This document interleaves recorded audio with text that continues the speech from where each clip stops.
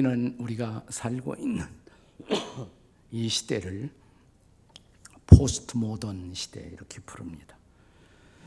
이 시대의 현저한 특성 중에 하나가 있다면 소위 권위주의를 해체해가고 있다는 것입니다. 오토리테리아니즘, 권위주의를 청산해가고 있는 시대라는 것입니다. 우리는 더 이상 권위주의의 지배를 받는 그런 국가, 그런 공동체, 그런 사회를 원하지 않습니다. 그것은 과거에 우리가 소위 봉건사회나 전제사회를 경험하면서 소위 권위의 횡포를 경험해 왔기 때문에 그렇습니다. 이런 과거에서는 권세의 남용과 횡포가 이루어질 때 그것을 권세 부린다, 세도 부린다 이런 말로 표현했고, 요즘에 우리들은 그것을 갑질한다 이렇게 표현하고 있습니다. 그러나 이런 시대에 살아가는 우리가 오해하지 말아야 할 중요한 사실 하나가 있습니다. 권위주의 사회는 바람직하지 않지만 권위는 아직도 필요하다는 것입니다. 그러니까 권위주의는 청산되는 것이 맞지만 권위는 authority라는 것은 아직도 필요하다는 사실입니다. 왜냐하면 성경은 이 권위의 근원이 하나님이시고 하나님이 권위를 정하심으로 우리 사회를 운영하신다라고 성경은 가르칩니다. 로마서 13장 1절은 시대와 함께 변할 수 없는 하나님의 말씀입니다. 같이 로마서 13장 1절을 읽겠습니다. 다 같이 시작. 각 사람은 위에 있는 권세들에게 복종하라. 권세는 하나님께로부터 나지 않음이 없나니 모든 권세는 다 하나님이 정하신 바라. 한 국가, 한 사회, 한 공동체, 심지어는 한 가정을 유지하기 위해서 교회도 마찬가지고 권위가 필요하다는 것입니다. 그리고 이런 권위의 출처는 바로 하나님 자신이시고 하나님이 권위를 정한다. 다시 말하면 리더십을 세운다는 것입니다. 그러니까 리더십으로 작동하기 위해서는 권위가, 오토리티가 필요하다는 것입니다. 오늘날 우리 사회가 그리고 우리의 가정이 심히 흔들리고 있는 중요한 요인 중에 하나는 이 권위가 더 이상 신뢰받지 못하고 권위가 흔들리고 있다는 사실입니다. 사실 우리 시대의 모든 혼란, 케이아스는 하나님이 세우신 이 권위들을 우리가 모조리 부정하고 저항하는 데서부터 비롯된 것이라고 할 수가 있습니다. 그런데 오늘 본문에 보면 예수님의 공적 생애가 펼쳐지면서 예수님을 접촉한 사람들은 모두가 그분에게서 권위를 경험하고 권위를 느끼고 있었다는 사실입니다. 그리고 피할 수 없는 그분의 권위에 영향을 받고 있었습니다. 사실상 예수님의 권위가 바로 그분의 영향력이셨습니다. 존 맥스웰 같은 우리 시대의 소위 리더십 권위자는 리더십의 핵심이 뭐냐? 리더십의 핵심은 바로 영향력이다. 소위 인플루언스다라는 말을 했습니다.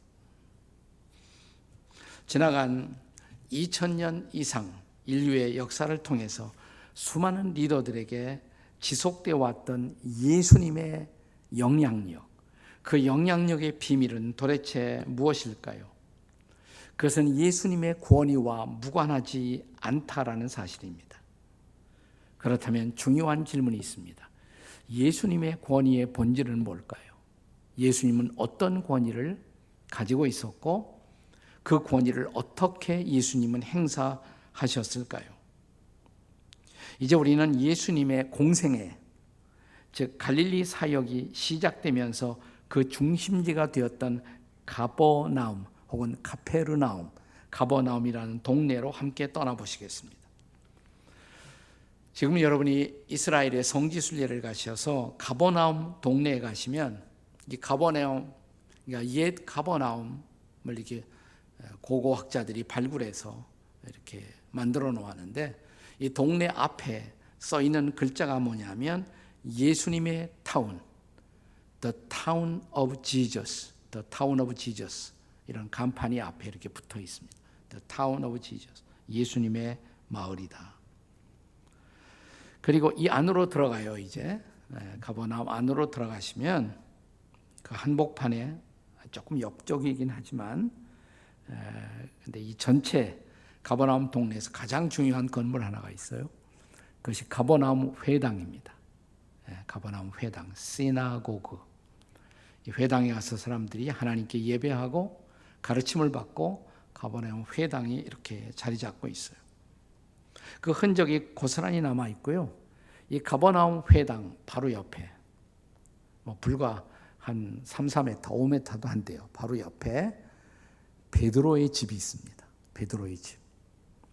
이 아래층이 사실 집터가 발굴되어 있는데 그 위에다가 이 팔각형으로 된 기념 교회를 지어 놨어요. 그러나 그 지하가 바로 옛날 베드로의 집터로 간주되는 그런 곳을 발굴해 놓았습니다.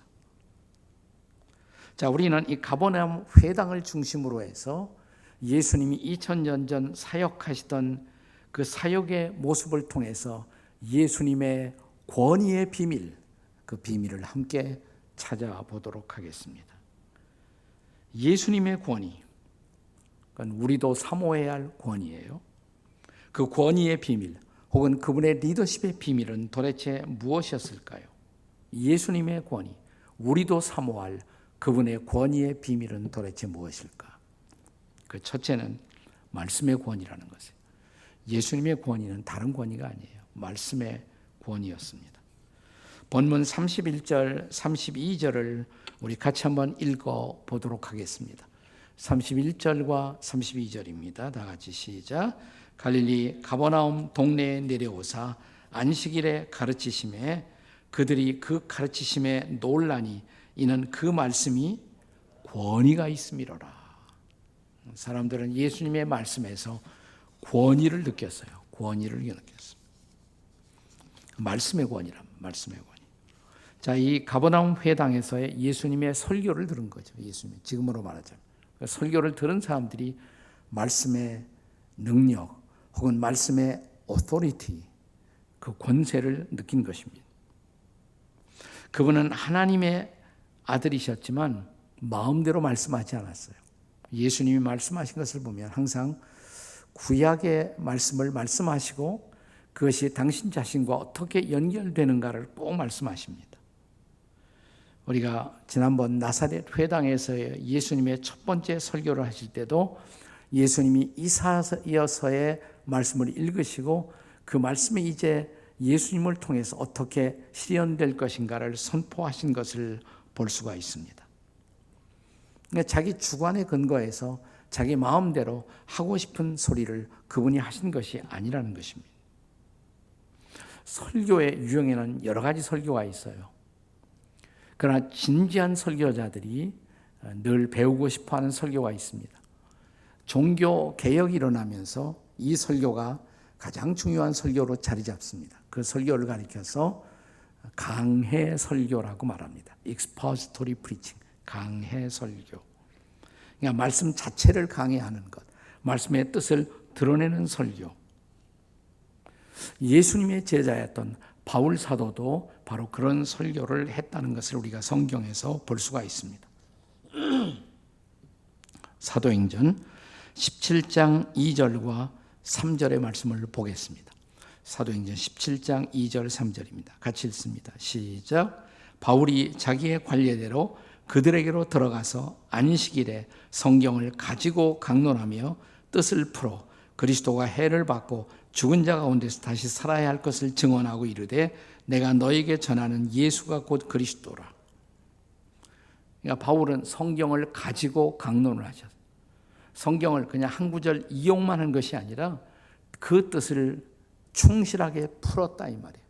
여기서 바로 강해라는 설교라는 유형이 탄생한 것입니다.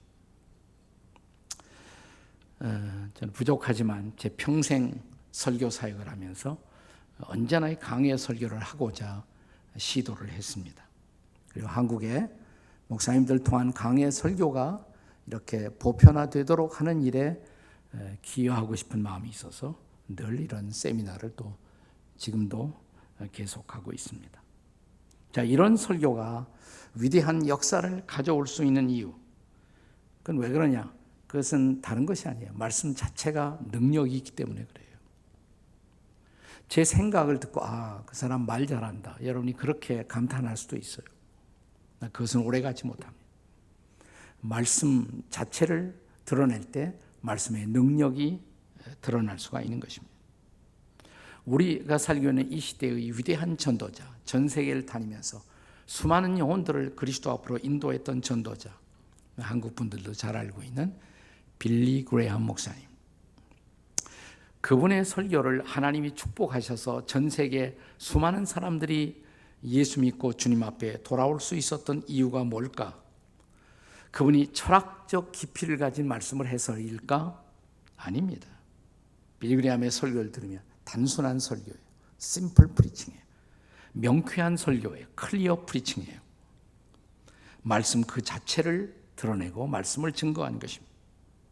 그래서 빌리 그레이엄 목사님의 설교의 특성을 설교학자들이 말할 때 그분의 설교에서 끊임없이 인용되는 두 마디 말이 있습니다. 성경은 말하기를, The Bible says, The Bible says, 성경은 말하기를, 혹은 The Word of God says, 하나님의 말씀은 말하기를. 항상 이걸 되풀이하세요, 그분이. 그럼 성경을 인용하십니다. 다시 말하면 그분을 통해서 드러났던 모든 역사는 말씀의 권위 혹은 말씀의 권세가 함께한 그런 까닭입니다. 비단 설교뿐만 아니라 우리가 사람들에게 전도할 때도 어떤 사람은 성경을 가지고 잘 이렇게 전도하는 분들이 있어요. 그렇게 해갖고 사람들이 안 믿을 것 같은데 믿는단 말이에요. 왜 그러냐? 그분들이 인용하고 있는 성경에게 바로 능력이 있기 때문에 그런 것이에요. 히브리서 4장 12절은 이 말씀의 권세, 능력을 스스로 우리에게 보여주고 있지 않습니까? 자, 히브리서 4장 12절을 같이 읽겠습니다. 시작. 하나님의 말씀은 살아있고 활력이 있어 좌우에 날선 어떤 검보다도 예리하여 혼과 영과 및 관절과 골수를 찔러 쪼개기까지 하며 마음의 생각과 뜻을 판단하나니. 이 말씀의 권세입니다. 말씀의 능력입니다. 자, 우리가 이 말씀을 가까이 하고 늘 말씀을 읽고 묵상하고 말씀에 사로잡힐수록 말씀의 권위가 우리의 삶의 마당에 드러나는 것입니다. 그것이. 지금은 이제 몇 년 전 고인이 되셨습니다만은 제가 존경했고 따랐던 우리 시대의 가장 탁월한 기독교 철학자라고 알려지는 달라스 윌라드 교수님, 달라스 윌라드 교수님이 필그림 하우스에, 우리가 사역하는 필그림 하우스를 방문하셨을 때 제가 이런 질문을 했어요. 박사님, 그 미국에서 한국까지 그 고령의 연세에 먼 길 오실 때 피곤하지 않으셨어요? 그러니까 빙그레, 이분이 아주 미소가 아주 천만불짜리 미소인데 빙그레 인자한 미소를 띄우면서 아니요, 하나도 피곤하지 않았어요. 뭐 비밀이 있어요? 그러니까 저는 비행기 타면 늘 성경 암송을 시작합니다. 이분은 성경 가운데 좀 짤막한 책들이 있잖아요. 예를 들어서 바울서신, 에베소서, 빌립보서, 뭐 골로새서, 이런 것들은 다 외우세요. 다 외우세요. 그리고 산상수훈, 뭐 이런 거 다 외우신단 말이죠. 그러니까 자기가 외우는 말씀을 비행기 타자마자 묵상을 시작한대요. 천천히 그것을 다시 우리가 되새김질하면서 그 말씀을 묵상하다 보니까 벌써 한국에 왔어요. 그러시더라고요. 제가 그때 깨달은 것은 바로 이분이 가지고 있었던 다정한 미소, 그러면서도 해박한 지혜, 또 수많은 사람들을 향한 가마력, 그것은 바로 말씀이 빚어놓은 그분의 지혜요, 그분의 인격의 깊이였다라는 생각이 들어왔습니다. 이런 말씀의 권위, 여러분 사모할 권위가 아니겠습니까? 아멘이십니까? 네, 이 말씀의 권위, 우리가 사모할 권위죠. 자, 예수님의 권위의 또 하나의 원천, 두 번째는 사역의 권위예요. 예수님의 권위는 말씀의 권위일 뿐만 아니라 사역의 권위. 본문 33절에 보면, 자, 가버나움 회당에서 예배가 진행되다가 갑자기 귀신 들린 한 사람이 소리 지르기 시작합니다. 예배 방해 사건이 일어나는 것입니다. 34절에 보시면 이 귀신들이 근데 예수님이 말씀하기 시작하니까 예수를 알아봤어요. 귀신은 귀신같이 예수님을 알아보았습니다. 예수님을 알아보았어요. 그리고 네가 우리를 멸하려 왔느냐? 이렇게 귀신들이 말합니다. 네가 우리를 멸하러 왔느냐? 자, 그때 35절, 36절의 말씀을 보세요. 예수님이 귀신들에게 혹은 악령들에게 하신 말씀이에요. 35, 36절 나같이 시작. 예수께서 꾸짖어 이르시되 잠잠하고 그 사람에게서 나오라 하시니 귀신이 그 사람을 무리 중에 넘어뜨리고 나오며 그 사람을 상하지 아니한지라. 다음 절 36절 다 놀라 서로 말하 이르되 이 어떠한 말씀인고 권위와 능력으로 더러운 귀신을 명하며 나가는도다 하더라. 여기 36절에 다시 권위, 권세, authority라는 단어가 나오죠. 그 권위는 귀신을 명하여 제압하는 말씀의 권위였지만 동시에 이 귀신들, 즉 악한 영들을 다스리는 그분의 사역의 권위였던 것입니다. 사역의 권위. 자, 하나님의 일을 하는 하나님의 사역자들, 그 사역자들의 권위는 자기가 스스로를 막 높이려고 한다고 해서 권위가 생기는 것이 아니에요. 그런 사람도 있어요. 그런 사람들이 늘 기독교를 부끄럽게 합니다만은 사역자의 권위는 스스로 자신을 높이려는 데서 주어지는 것이 아니라 사역 자체를 통해서 그 권위가 입증되고 드러나는 것입니다. 다시 사역자의 권위는 사역 자체를 통해서 권위가 입증되는 것입니다. 사역자의 존재, being, 그 존재는 사역자의 행위로 입증될 수 있어야 합니다. 자, 사역자의 행위는 본문에서처럼 기적의 행위, 기적적인 행위로서 이분이 진짜 하나님의 아들이시로구나. 그 사역자의 권위가 입증됐어요. 혹은 인격적인 행함을 통해서 사역자의 권위가 입증될 수도 있습니다. 혹은 불가능해 보이는 사역의 성취를 통해서 정말 하나님이 저분을 쓰시는구나. 그렇게 권위가 입증될 수도 있습니다. 이런 사역 중에 함께 하시는 하나님의 임재 혹은 하나님의 능력을 보고 사람들은 그 사역자를 존중히 여기고 사역자를 따르는 것입니다. 여기 36절에 두 가지 단어가 나오는데 권위와 능력. 권위는 엑수시아 히라보로, 능력은 dynamis 이렇게 말을 하는데요. 이 권위라는 단어가 외적으로 드러나는 어떤 표징이라면 능력, dynamis는 내적인 임재를 뜻하는 말이에요, 사실은. 그러니까 진정한 외적인 권위는 내적인 능력에서부터 나온다는 것을 보여주는 것입니다. 그리고 성경에서 이런 능력이라는 것은, 내적인 능력은 언제나 성령과 연관되어 있습니다. 자, 오늘 누가복음을 묵상하고 있는데 누가복음의 저자는 누가죠? 누가가 누가복음을 기록한 다음에 또 하나의 책을 기록해요. 사도행전이에요.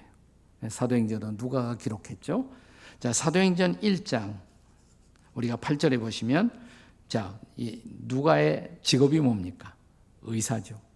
의사다운 면밀한 관찰력을 통해서 그가 이제 기록을 합니다. 사도행전 1장 8절에 성령이 너에게 임하시면 너희가 뭘 받고?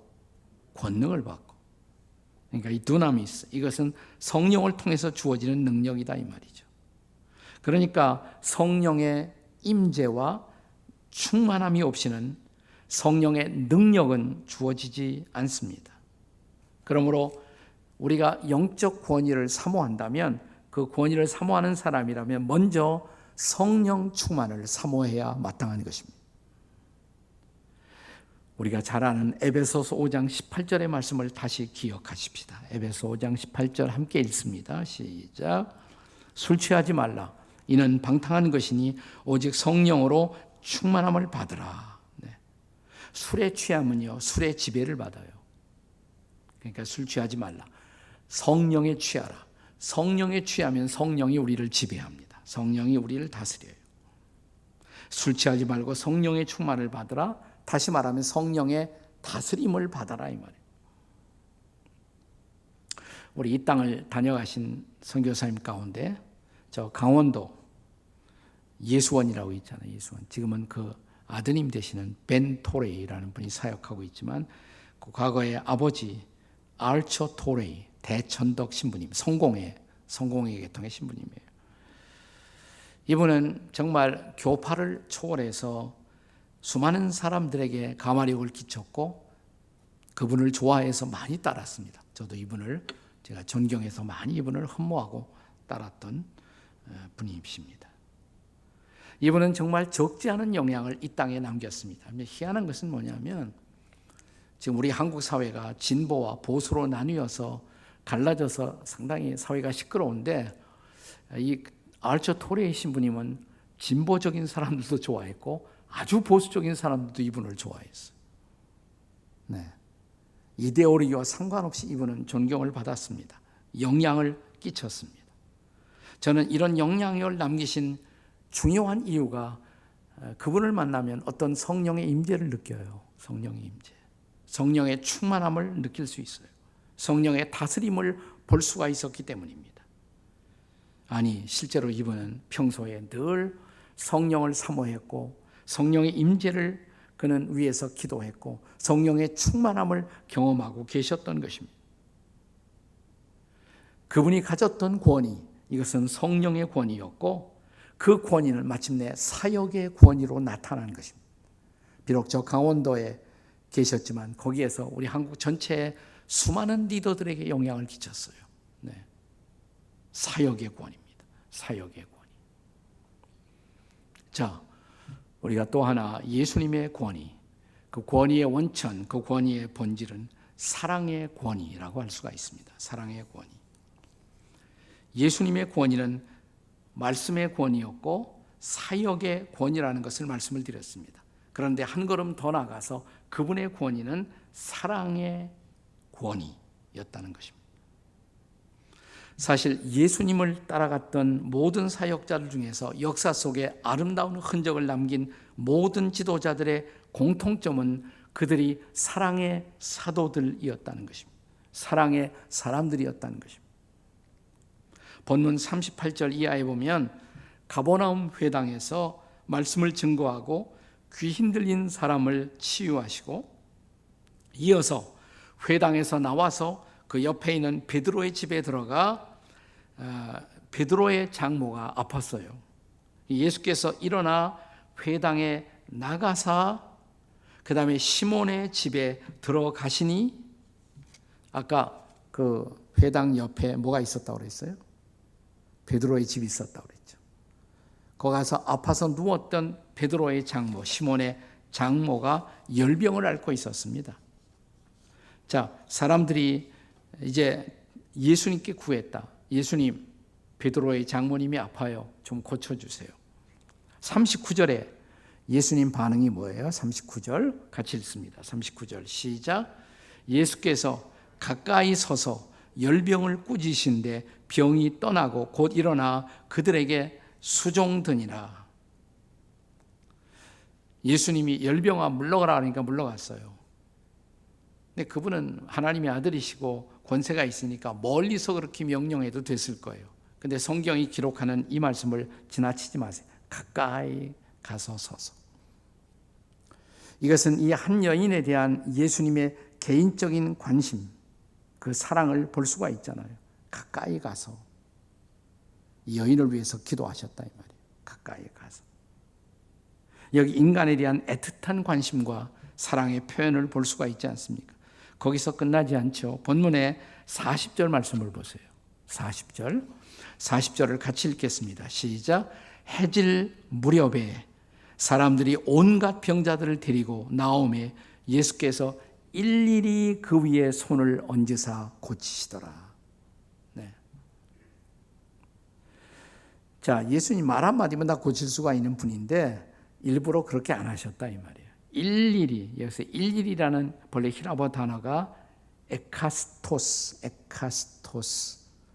영어로 each person, 한 사람 한 사람, 한 사람 한 사람에게 손을 얹어 안수하면서 기도해 주셨다. 얼마나 피곤해요. 저도 이따금씩 그렇게 안수기도를 할 때가 있는데 너무 피곤해요, 사실은. 이렇게 기도하면 그냥 편한데 한 사람 한 사람 기도해 주려면 얼마나 피곤하겠어요. 이것은 개개인에 대한 인격적 관심과 애정을 나타내고 있는 거예요. 그러니까 일일이 손을 얹어 기도했다라고 누가 기록을 했어요? 누가 보면 누가 기록했어요? 누가는 직업이 뭐예요? 의사. 그러니까 의사의 관찰이에요. 의사가 보니까 일일이 손을 얹어 그렇게 예수님은 기도하셨다. 네. 이런 예수님의 사랑이 사람들로 하여금 모든 것을 내려놓고 그분을 따르게 한 것입니다. 예수님이 이 세상을 떠날 때가 가까우셨을 때 제 아들을 다락방에 모아놓고 마지막 다락방 강화, 다락방 설교를 하십니다.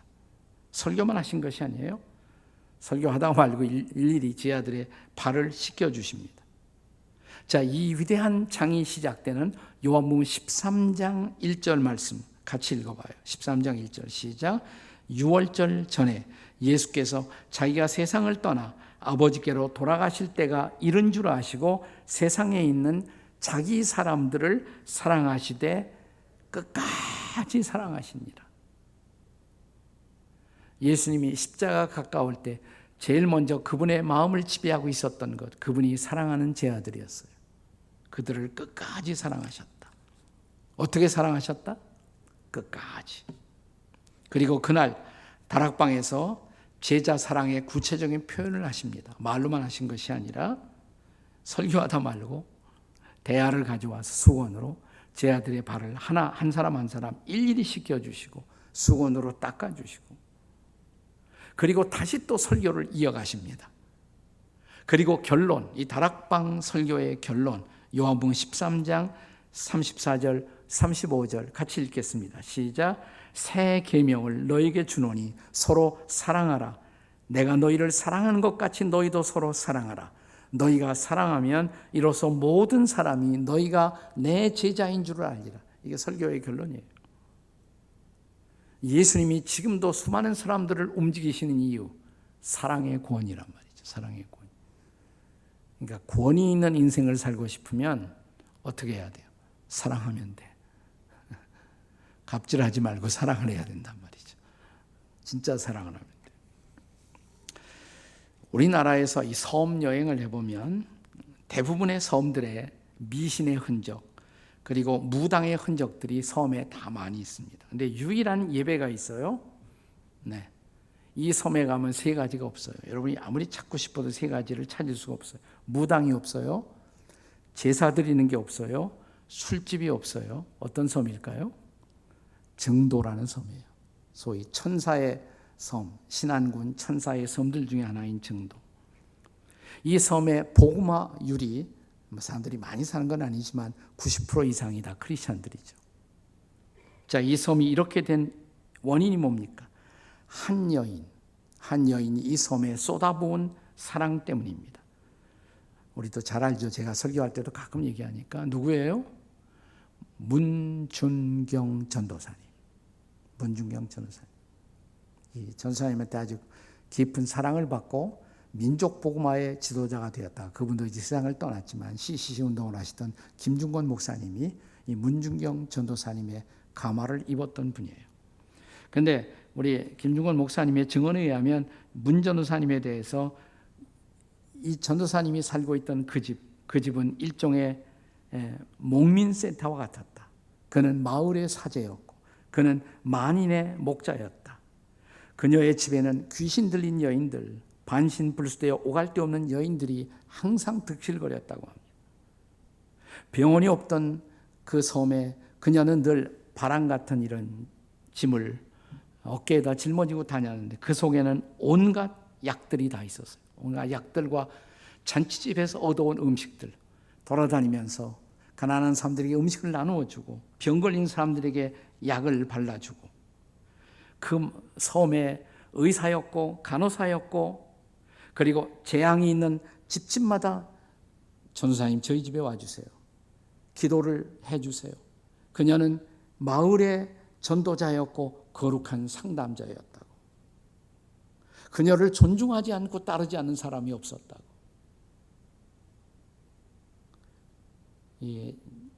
시집을 따고 왔는데 남편이 다른 여자가 있었어요.